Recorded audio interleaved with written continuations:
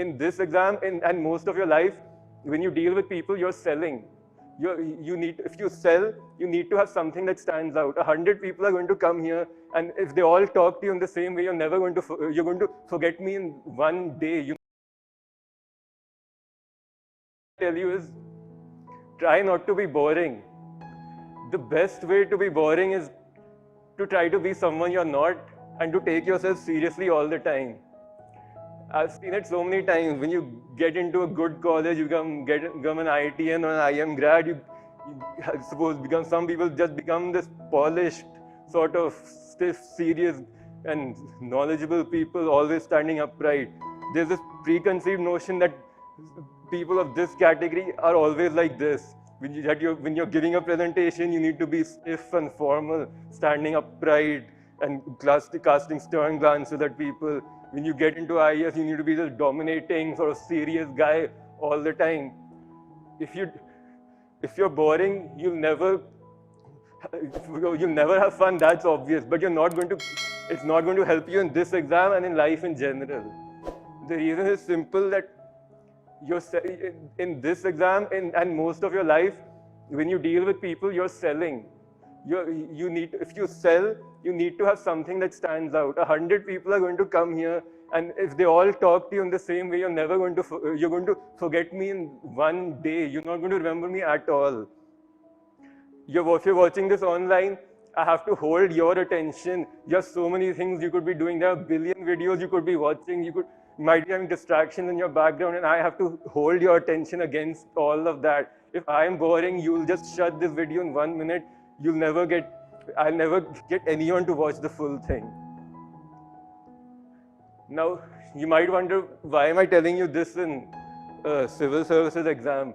The truth is that this is a subjective exam. It's not objective, at least, especially mains and interview. Wahan pe, the examiner is not checking your paper because it's fun for him and because it's something he wants to do. He has 100, thousands of papers to correct, and you're just one of them. The interview board is not interviewing you because it's like they do it for fun. It's something that gives them kicks.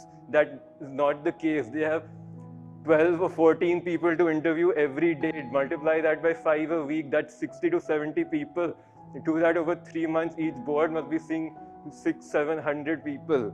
You're just one face for them. They're not going to remember you at all.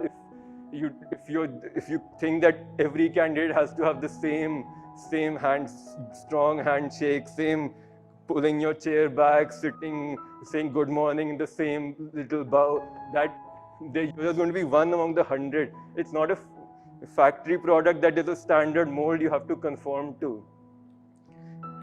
You have to make the examiner want to check your answers. You write boring essays, you'll get a few marks. You won't get anything outstanding. You write dull answers, again, you'll get some marks, but you probably won't get the service you want. You're still selling over here. You're selling your answers. You need to draw the guy's attention and make him want to read your answers, make him think that there's something in your answers that deserves a few extra marks compared to your other competitors. The same goes for the interview.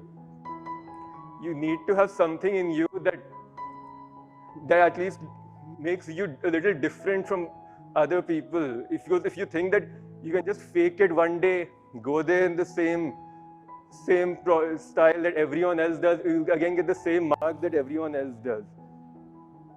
It's for these reasons that if you try to be boring, you'll also end up getting boring marks only.